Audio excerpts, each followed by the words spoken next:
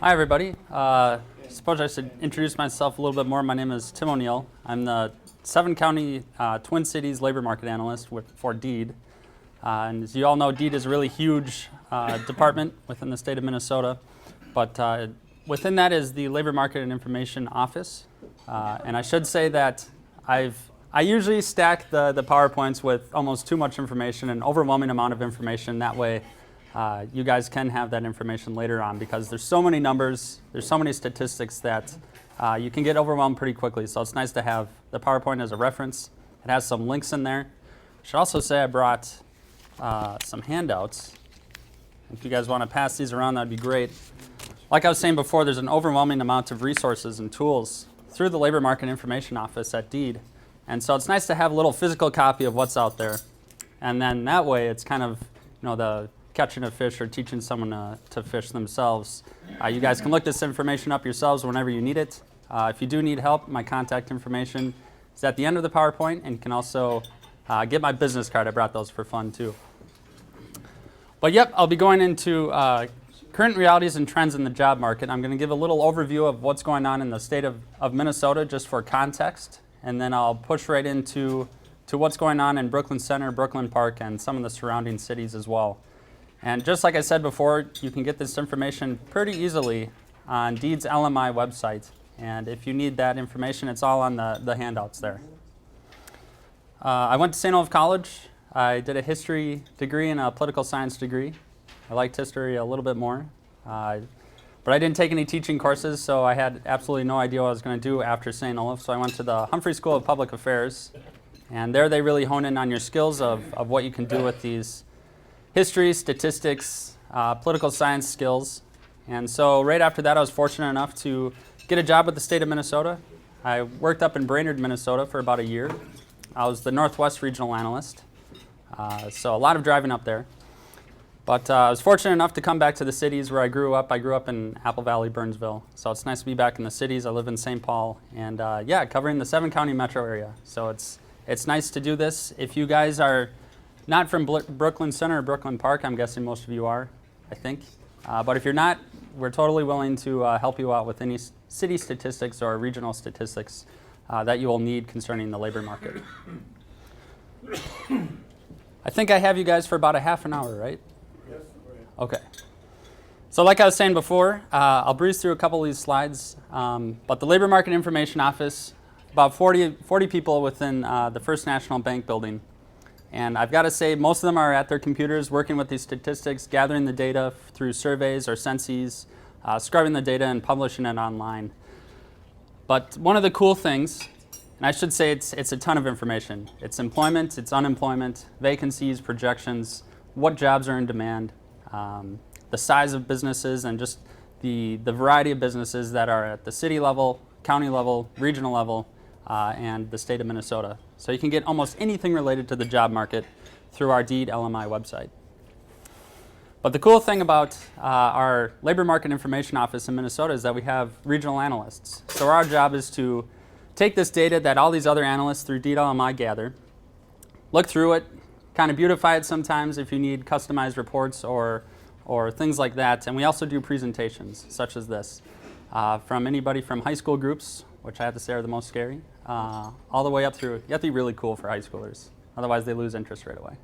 So I usually throw in some pictures of skateboards or whatever. Anybody from high schoolers through the workforce investment boards, economic development agencies and councils, and then job seekers. So it's nice to get the variety of groups to talk to, and it's nice to look into the variety of information that these different groups will need. So like I was saying before, you're going to get kind of a guaranteed what's going on in the state of Minnesota's economy. And I said before I was a history major, so I have to look at statistics once in a while. I have actually no idea how I got this job. But it just gives a nice context of what's going on in this area when you know what's going on in the state of Minnesota. So through the Labor Market Information Office, every month through the current employment statistics, we have monthly updates on what's going on with jobs in the state of Minnesota. So that's where you can see those monthly reports, and WCCO grabs them, the Star Tribune, Pioneer Press grabs them, a whole bunch of different media outlets grabs this information when you can actually listen in on the calls and see what's going on right away. But I think, what's the date? The 11th? So we're looking at June data. July data will come out in about a week now. It comes out on the 17th, I believe, 17th or 18th. So get excited for that. But as of June, things are looking really nice in the state of Minnesota. It's the 6th year anniversary in June, this past June when we had the most recent data. 6th year anniversary of the official end of the Great Recession. So that's a pretty cool milestone to hit. We're seeing steady employment growth since that time. Minnesota's gained over 230,000 jobs since the official end of the recession. That's an average of about 43,000 jobs per year.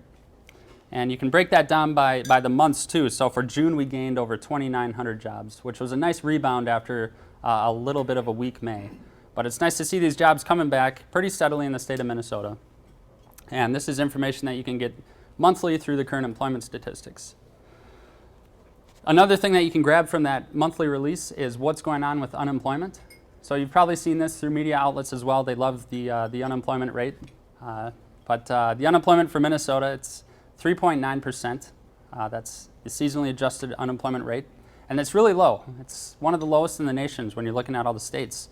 But you still have to consider that this represents about 118,000, 119,000 Minnesotans that are still actively looking for work and can't find it. So there's still a little bit of slack in the labor market.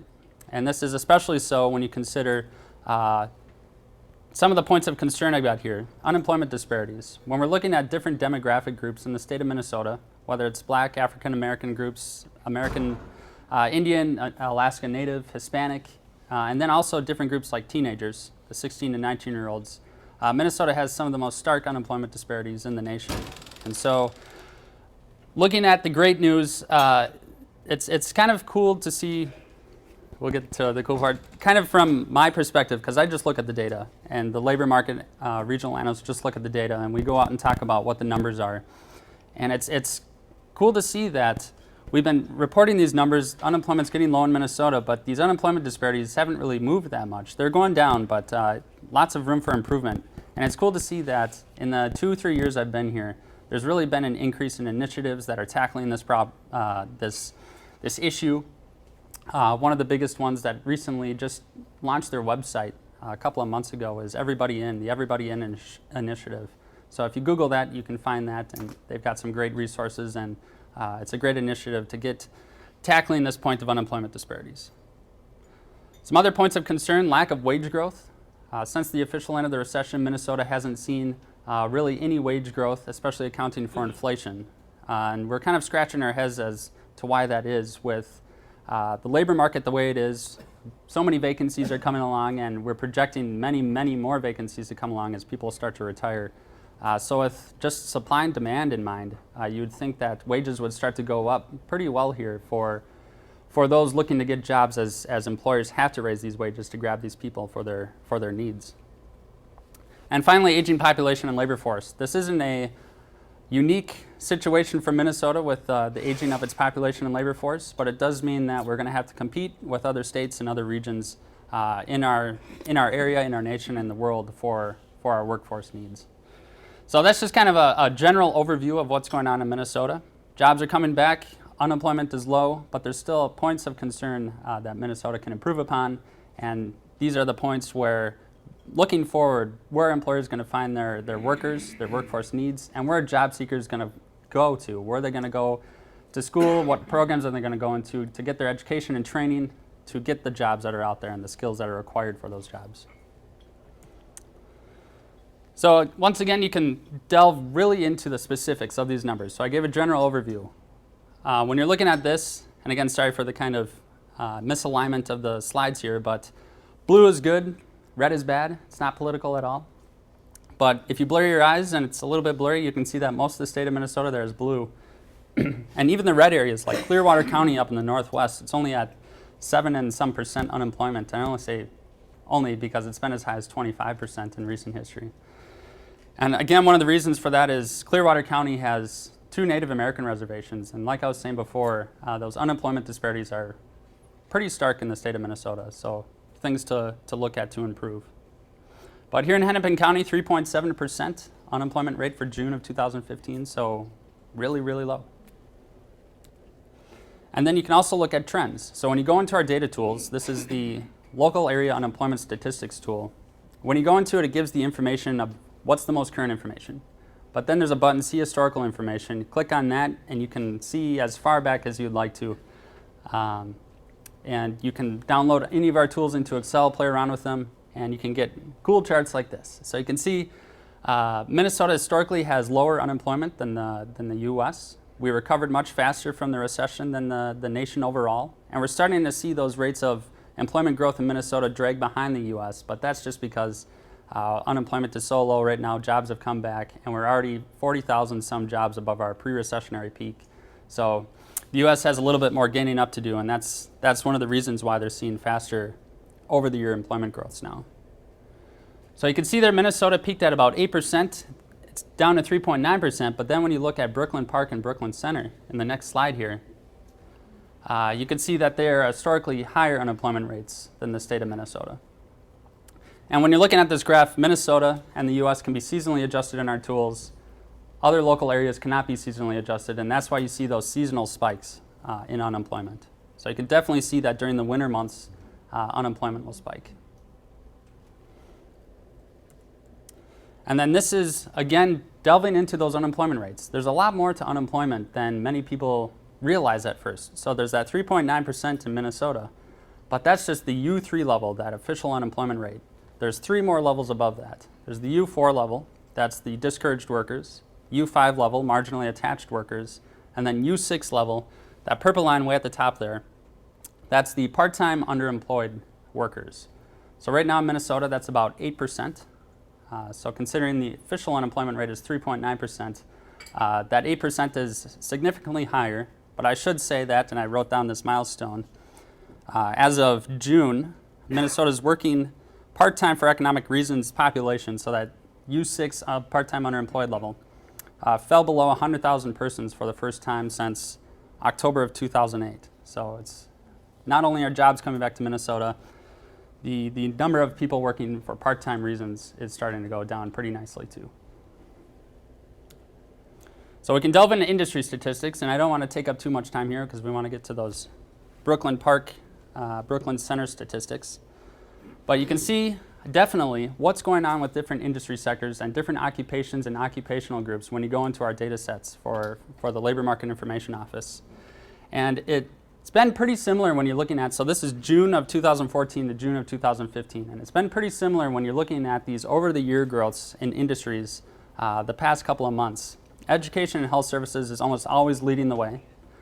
Healthcare and social assistance has been booming in Minnesota for a while now, and it's projected to keep that booming going as the baby boomer generation gets older and these healthcare services are needed. And I should say that healthcare and social assistance is a big industry in both Brooklyn Park and Brooklyn Center. Not the top in either of those, but in the top 3 for both of them. So seeing those jobs coming back in Minnesota, that's almost definitely going to be coming back for these local areas as well. It's nice to see professional business services coming back. That's a huge industry sector. It has everything from accounting and legal services to architectural and engineering services, as well as computer systems design. So these are jobs that are going to require more post-secondary education, more training, education, and they'll typically have higher wages too. So it's nice to see those jobs coming back here pretty nicely in the metro area. And it's not shown here, but well, I'll suppose I'll show you here in a second. But manufacturing and construction are huge. Manufacturing, especially in Brooklyn Center and Brooklyn Park. So it's nice to see manufacturing starting to pick up the steam here as well. It was hit really hard during the recession, but it's starting to get those jobs back. So I'll just highlight a couple of industry sectors before getting into the city data. But this is, again, healthcare and social assistance has been growing by leaps and bounds. And you can see despite the recession, where the state lost 159,000 jobs between 2008 and 2009, healthcare and social assistance just kept growing. And you can't tell from this graph, but it continues to grow at a faster clip than the total economy.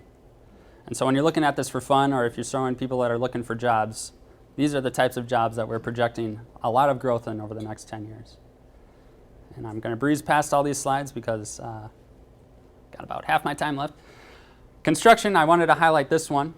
Construction hit very, very hard during the recession. Lost about 45,000 jobs. 46,000 jobs in the metro area alone, a 35% decrease during the recessionary time there between 2005 and 2010. But you can't tell from this graph once again, but construction is now the fastest growing industry sector in Minnesota. And it's projected to be the fastest going through the next decade here.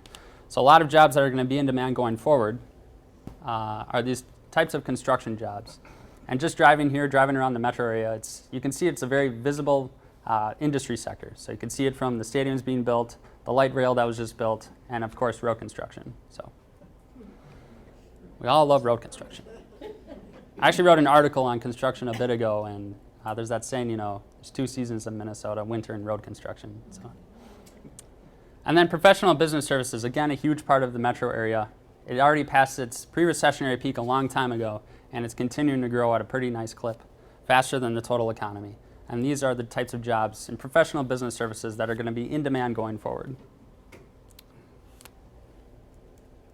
So you can find all this information again through the current employment statistics tool. It's updated monthly. But if you want to get to the local areas, now this is where we start to get to the city data. You look at the quarterly census of employment and wages, the QCW tool. One of the great things about this tool over CES is that it's a census.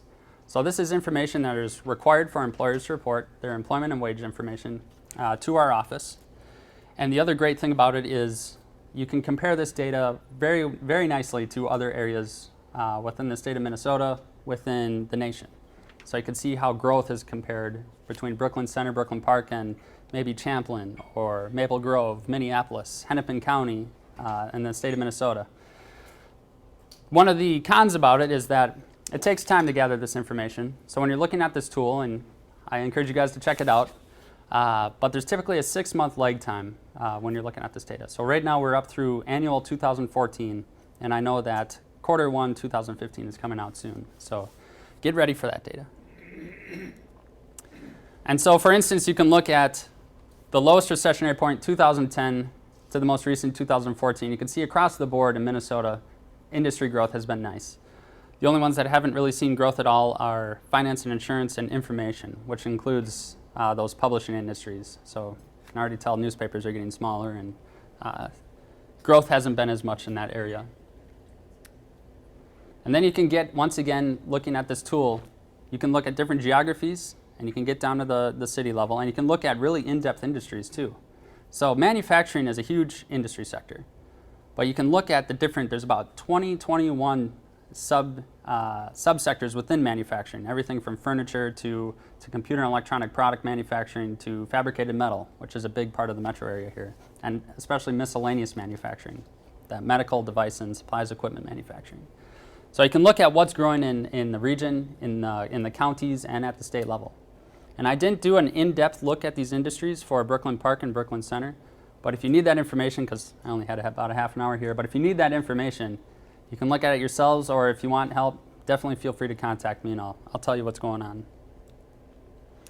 So looking at Brooklyn Center and Brooklyn Park here, just looking at that QCW data, you can see a really nice snapshot. So this is a great tool for seeing just how much employment is there in the city, what are the most distinguished industry sectors, and then what sectors are growing or declining in recent history.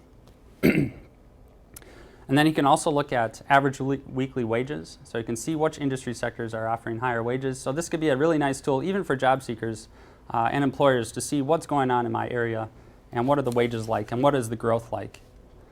So just a snapshot of Brooklyn Center, 520 some establishments supplying 12,000 some jobs.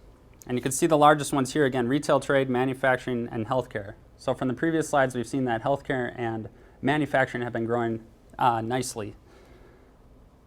And those three industry sectors, so it accounts for about 50% of total employment in Brooklyn Center. So having those industry sectors grow is vital if you want Brooklyn Center to grow, just because there's so much employment within these three industry sectors. And it's nice to see at that bottom bullet point, you can see Brooklyn Center has actually been a really fast growing city in the past year here, growing by over 1,000 jobs, almost 9%. And I've got a slide here that kind of compares it to surrounding cities, and you can see that it's doing really well when you compare it to the surrounding cities. So I looked at the past 10 years, another snapshot of what the type of data you can get. So since the recessionary low point in 2010 there, and I had to write these numbers down because I can't memorize all the specific cities. Well, during the recession, Brooklyn Center lost about 2,400 jobs, declining by 18%. So the city was hit hard by the recession, but it has gained about 1,500 jobs through 2014, growing by 14%. And again, that's one of the fastest since 2010 for the surrounding region. So it's been growing really fast since 2010, 2011, and it grew really fast between 2013 and 14. So it's nice to see that growth is continuing to go forward. And then I packed way too much information on this slide. I break the rules of PowerPoint all the time. Extremely sorry. But once again, you guys can look at this for fun later.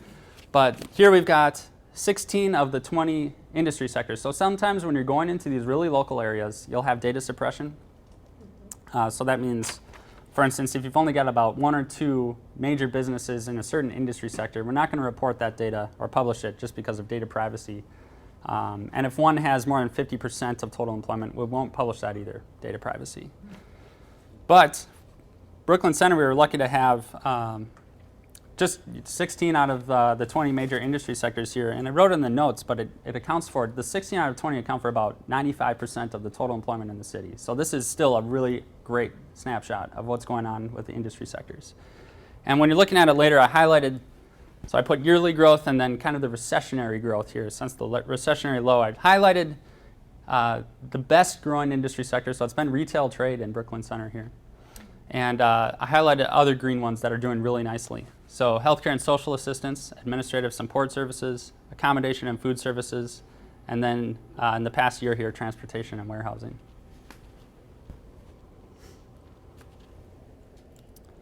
And that's way too much information to take in right now. So yes, once again, take a look at it for fun later. And then we have Brooklyn Park too. So Brooklyn Park, a bit bigger than Brooklyn Center. 1,200 establishments, 27,000 some jobs. And then you can see again, retail, trade, manufacturing, healthcare, and social assistance, just like Brooklyn Center, are the top 3 employing industry sectors. Slightly different order, but same 3. And it doesn't quite account for 49, 50%, but still a very hefty amount of the total employment between those 3 industry sectors in Brooklyn Park. And it grew by 827 jobs, less than the 1,000 Brooklyn Center had. But Brooklyn Park is much bigger, so it's only 3% compared to that 8-9% for Brooklyn Center. But still nice growth over the year in Brooklyn Park. And when you saw Brooklyn Centers, you kind of saw a downward angle. If you actually go through 2000, the year 2000, Brooklyn Center lost employment from 2000 through about 2010. And it's coming back now really nicely. But Brooklyn Park has had a much nicer looking employment trend since 2000. 2000 through 2003 were pretty much level a little bit before 2004. Kind of feel like a meteorologist now. But it's nice to see this nice employment growth in Brooklyn Park since the recessionary low. And when you look at the trend since 2000, it's been nice since 2000 as well. So it's nice to see, overall, I guess the summary is total employment's growing in both Brooklyn Park and Brooklyn Center. And once again, we've got the way too many statistics for you guys to look at here, but it's been professional, scientific, and technical services. So again, that was one of the top ones growing over the year in Minnesota, and it's nice to see those services growing so well here in Brooklyn Park. And these again are the jobs that are going to be requiring a bit more post-secondary education, a bit more training, but they'll have those nicer wages as well. So it's cool to see kind of the variety of what's going on between Brooklyn Center and Brooklyn Park.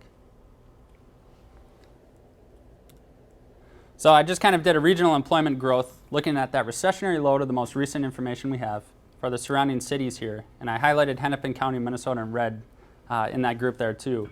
But you can see Brooklyn Center and Brooklyn Park, when looking at all the surrounding cities, the percentage employment growth from 2010 to 2014 is much higher than other surrounding cities. So I don't know what you guys are doing, but things are doing really well here in terms of employment growth. Much higher than Hennepin County, twice as much almost as Hennepin County overall. The other thing Deed has beyond the local area unemployment statistics, which is a really popular data tool, it's a leading economic indicator, you can track it over time. So unemployment is really popular with the media and other folks. And then you've got the CES and the quarterly census for employment and wages and things like that, where you can dig into those city numbers. But beyond that, there's another bunch of great demographic and population tools you can look at. And most of these are not through DEED LMI. They're through the Census Bureau, the Bureau of Labor Statistics, the Metropolitan Council, and then the Minnesota State Demographic Center is another great resource for looking at population and labor force statistics. I just put a snapshot of some of them for Brooklyn Center and Brooklyn Park, but you can see that Brooklyn Center and Brooklyn Park, in terms of age, are younger than the state overall. So I put the median ages here, and you can see it's a few years younger for both Brooklyn Center and Park. And then the percentage of people 65 and older, also much less, especially in Brooklyn Park. So that actually bodes well for the future of workforce needs here. With the younger crowd, there's going to be definitely the resources, the people to fill those jobs that are going to be needed. When you're looking at diversity in the region, I was actually struck by how diverse the region is. When you're looking at, and I think Byron passed off, did you pass off that article? Yeah. If you guys read that, that was pretty much highlighting the diversity that's going on in Minnesota, especially moving forward. The landscape is definitely going to be changing in terms of who's coming into the state, who's going to be working in our workforce, who's going to be taking these jobs, especially when you're considering, it's very important when you're considering, we tend to be a little optimistic in the Labor Market Information Office. Some people call a workforce shortage coming up here in the future. We try to be a little more optimistic, talking about we just need to align those that are coming into the state or those that are graduating from our educational institutions into those areas that need these jobs, that need these people. So we're optimistic, hopefully, that alignment will happen, that the initiatives will happen to get the alignment correct. But definitely moving forward, a lot of these folks that are going to be taking these jobs, it's just a changing landscape. So a lot of new diversity here in Minnesota, and you can definitely see that here in Brooklyn Park and Brooklyn Center. So much more diverse here. When you're looking at educational attainment, you can see that Brooklyn Center is lagging a bit behind the other areas around it in terms of how many people are getting post-secondary education. Brooklyn Park is a little bit above, but pretty much on par. Hennepin County, then, when you look at that overall, a huge, significant population that have a bachelor's degree or more, especially when you compare it to the state of Minnesota. So you can look at educational attainment levels, and then you can also look at income and the cost of living.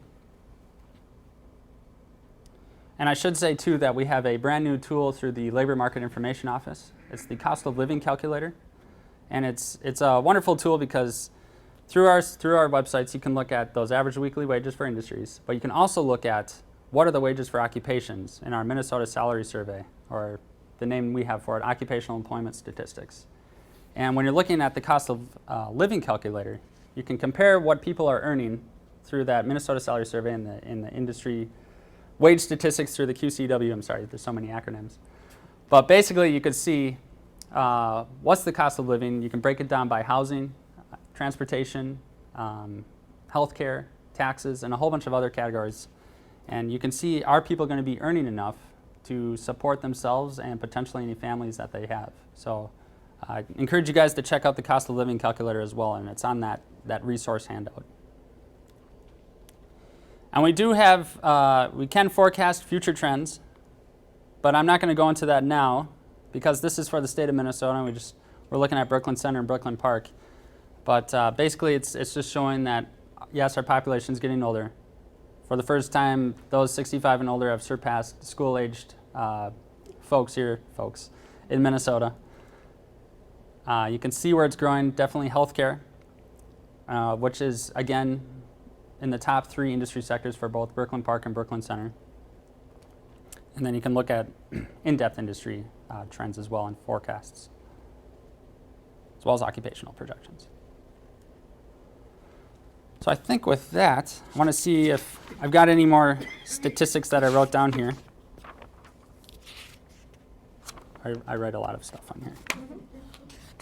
But I should say that beyond the deed resources, so for city information, definitely check out the quarterly census of employment and wages, the local area unemployment statistics. Another great resource is the the Met Council. So when you go to the Met Council, look for the Maps and Profiles page, because on there it's got a really great overview of the 7-county metro area. Kind of pulling a plug for them here. But you can hover over any county or the metro area or any city, and then you can get really up-to-date information. And they actually pull the employment statistics from our Labor Market Information Office. They pull the demographic information from the U.S. Census Bureau and the Minnesota State Demographic Center. So looking at that information as well would be great for seeing what's going on with all this stuff in your cities and local areas. So between the DEED LMI resources, Minnesota State Demographic Center, Census Bureau, Met Council, there's so many resources and tools that are out there. And I wanted to give just a brief snapshot of what's going on in Minnesota and Brooklyn Center, Brooklyn Park. But there's only so much time for half an hour talking about labor market information. And when you're coming around off of lunch, it can be a little dry, so I'm sorry about that. But I think the biggest takeaway is to just really check out these resources. And that way you can delve into the statistics yourselves and really gain some value from that. I guess What do all the numbers tell us, Tim, for going forward for the next 3 years? So looking at the next 3 years, I should preface to say that we've got the employment projections, and you can break that down by industries and occupations through our employment projections tool.